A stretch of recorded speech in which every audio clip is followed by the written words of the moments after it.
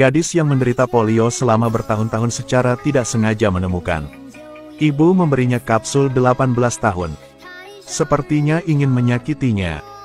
Untuk menemukan kebenarannya. Ketika ibu memberikan obat pada malam hari. Berpura-pura menelan pil. Dan tunggu sampai ibu pergi. Dia memuntahkan obat dari mulutnya. Lihat pil aneh di tangannya. Gadis yang ketakutan. Apa sebenarnya yang dia minum setiap hari? Dengan pertanyaan-pertanyaan ini, Anna memanfaatkan tengah malam. Menyelinap ke komputer di lantai bawah. Dia akan mencari di internet tentang keefektifan kapsul ini. Terkejut. Ibu memotong kabel jaringan sejak lama. Tapi Anna tidak tahu. Ibu sedang duduk di meja dapur. Diam-diam mengamati semuanya terjadi tadi. Tunggu sampai keesokan paginya. Ibu di depan Anna. Berpura-pura menelepon perusahaan internet. Dan memarahi mereka karena tidak datang ke rumah mereka untuk memperbaiki kabel jaringan. Tetapi ketika Anna mendengar ini, tidak menghilangkan keraguannya. Sementara ibu sedang menuangkan sayuran di luar. Dia hendak menelepon apotek dan bertanya. Akibatnya, orang di seberang melihat nomor telepon rumahnya. Sepertinya pemilik toko itu berkolusi dengan ibu. Anna gugup dan segera menutup telepon. Lihat ibu masih bekerja di halaman. Anna tidak berdaya tanpa pilihan selain memutar nomor itu secara kebetulan.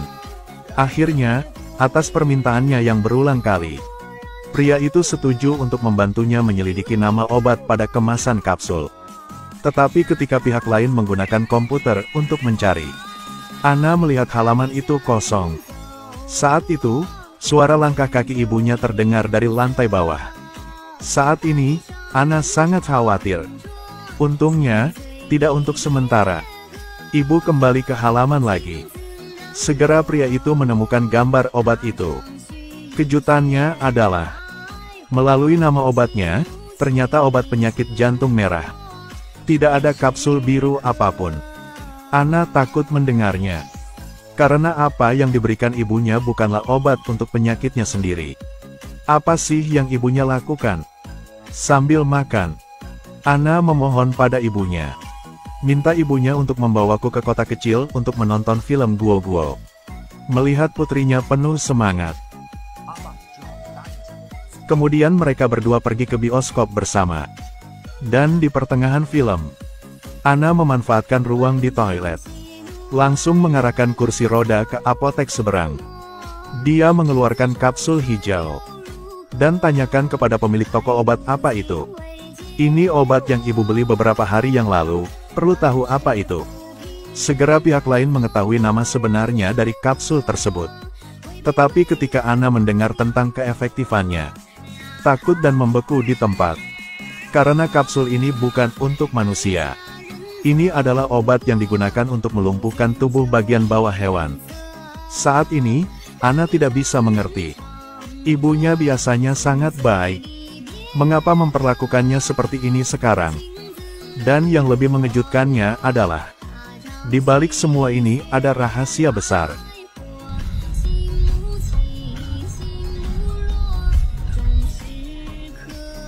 Gadis yang telah lumpuh selama bertahun-tahun itu tiba-tiba sadar. Ibu memberinya kapsul 18 tahun. Ternyata itu adalah zat yang melumpuhkan hewan. Jika obat tersebut digunakan dalam jangka panjang oleh manusia, juga menyebabkan kelumpuhan pada tubuh bagian bawah. Anna kaget mendengarnya. Ternyata dialah yang melumpuhkannya. Itu adalah ibu yang tinggal bersamanya. Saat ini, ibunya juga datang dari luar. Anna yang gelisah tiba-tiba terkena serangan asma dan tidak bisa berkata apa-apa. Dan ibunya bilang dia gila. Baru memberinya obat penenang. Kemudian Anna pingsan. Ketika dia bangun lagi, kemudian dia tahu dia dipulangkan. Melihat ibu mengendarai mobil pergi, Anna memutuskan untuk melarikan diri dari sini untuk mencari bantuan. Tapi pintunya dikunci oleh ibunya. Jadi Anna melihat ke jendela di sebelahnya. Karena itu satu-satunya jalan keluar sekarang. Dia menemukan besi solder. Kemudian sambungkan kabel dan colokkan daya. Lalu ambil selimutnya. Dengan seteguk air dingin, dia membalik untuk pergi keluar jendela. Merangkak keras di atap. Segera Anna datang ke jendela ibunya. Kemudian gunakan prinsip ekspansi dan kontraksi termal. Berhasil memecahkan kaca dan jatuh ke dalam rumah. Tapi saat dia membuka pintu, saat bersiap-siap untuk turun lift, tetapi menemukan bahwa catu daya terputus oleh ibunya sejak lama. Anna tidak punya pilihan selain mendorong kursi roda terlebih dahulu. Menanggung rasa sakit berguling menuruni tangga. Pada titik inilah dia terkejut menyadari. Rasakan di jari kakinya. Sepertinya dia belum minum obat apapun saat ini. Di saat yang sama, hal ini juga menimbulkan motivasi yang besar bagi Anna. Dia mengendarai kursi roda ke jalan. Melihat sebuah truk kurir datang ke sini. Jadi Anna menghentikan lawan meski berbahaya. Apa yang sedang terjadi? Tolong saya. Setelah mendengar kata-kata Anna, kurir akan membawanya ke kantor polisi. Tak disangka, saat ini ibunya juga menemukan dua orang. Melihat itu, paman itu buru-buru menyembunyikan Anna di depan mobil. Dan menghadapi wanita itu. Tidak peduli apa yang pihak lain jelaskan. Dia bersikeras membawa Anna pergi. Dan tepat ketika mereka hendak pergi, pemandangan ini langsung membuat Anna ketakutan. Wanita ini terlihat begitu akrab namun aneh. Ketakutan yang belum pernah terjadi sebelumnya muncul di hatinya. Kemudian Anna terbangun lagi di gudangnya. Tapi tepat ketika dia hendak menemukan alat untuk melarikan diri, secara tidak sengaja menemukan sebuah kotak kecil. Anna membukanya. Itu penuh dengan foto-foto dari masa kecilnya. Dan kemudian dia bayi yang sehat. Ketika Anna bertanya-tanya, dia melihat pemberitahuan kematian lainnya. Kata yang tertulis di atasnya adalah namanya. Usia kematian ditujukan pada 2:11 menit.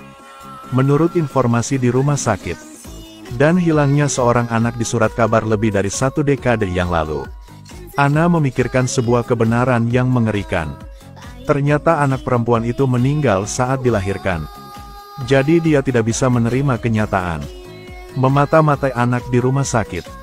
Untuk membuat bayi lebih sama seperti putrinya. Dia memberi Anna banyak obat untuk waktu yang lama. Melumpuhkan tubuh bagian bawahnya.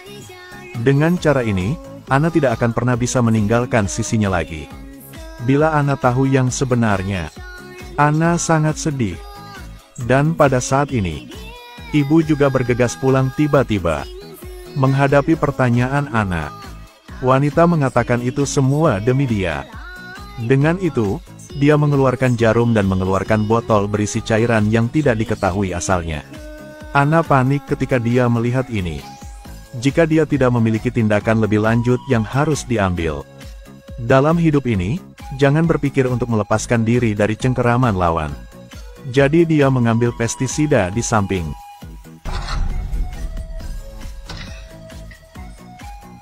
Ibu membutuhkanku.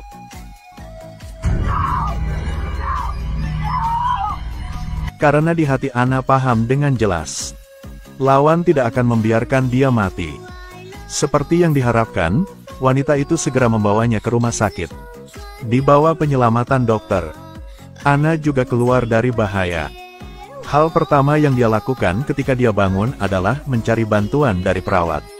Dia meminta pena dan kertas. Bersiap untuk menulis pesan meminta bantuan. Tak disangka saat ini, lampu darurat tiba-tiba menyala. Begitu perawat meninggalkan kantor, ibu datang ke Anna. Dia mencabut semua peralatan. Lalu ikat Anna ke kursi roda. Anna ingin meminta bantuan. Tapi tidak bisa mengatakan sepatah kata pun. Untungnya, perawat sudah kembali ke bangsal saat ini. Temukan apa yang Anna tulis di atas kertas. Ketika dia menyadari ada sesuatu yang salah, dia menelepon keamanan. Melihat kaki Anna bergerak, wanita psikotik itu mau menghancurkannya dengan pistol. Untungnya, penjaga yang masuk menghentikan mereka dengan tembakan. Perempuan yang tertembak itu langsung jatuh dari tangga tak sadarkan diri. Dan akhir cerita, Anna masuk penjara dengan kruk. Melihat ibunya terbaring di tempat tidur, Ana juga dengan terampil mengeluarkan beberapa kapsul hijau. Aku sayang ibu. Saatnya minum obat.